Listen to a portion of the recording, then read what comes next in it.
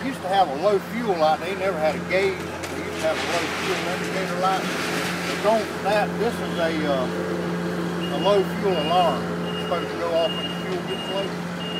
And one of the fuel reset, if this goes off, fuel it up.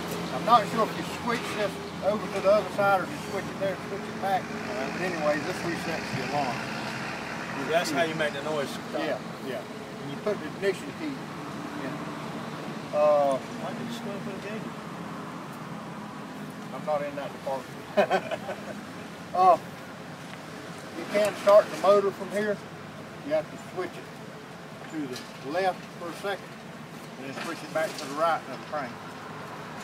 This is a service function for your pusher box.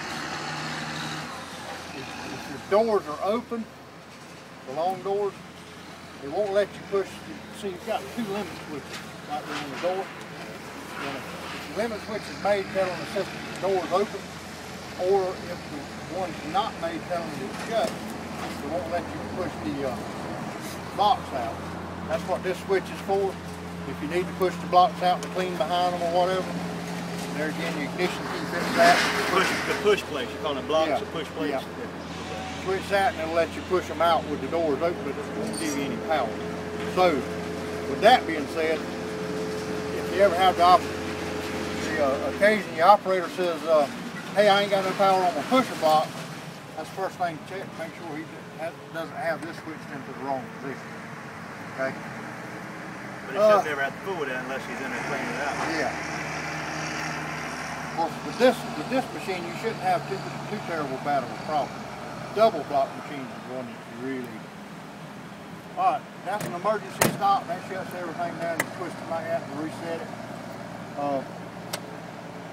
Yeah, well, they got the battery cable on up there. I'm gonna have to put it on. But anyway, this is the main disconnect. You can lock it out right there if you need to. But if the battery cable was on, when you turn this on, it powers the computer up. Every day at the end of the day, you have to turn this off, because if you don't, you're sitting there overnight or over the weekend or whatever, it keeps your computer powered up and it'll drain the battery. So what happens if the batteries go dead and you try to jump start it or short? I haven't heard of anybody having a problem with that. I mean, it will drain the batteries down, but you should be able to jump it, crank it back up. So it's like not a rewritable type, or it's a rewritable type thing, or it stays in there. Yeah, yeah. I haven't heard of anybody having that problem. But like I said, it's a 24-volt system, so it's going to be a pain in the yang to jump off. You know, best thing to do is just be sure you're cutting that off every day. It wouldn't drain it overnight, but if you left it on over a weekend, it probably would. Okay. All right, let's go ahead and stick the ladder back in.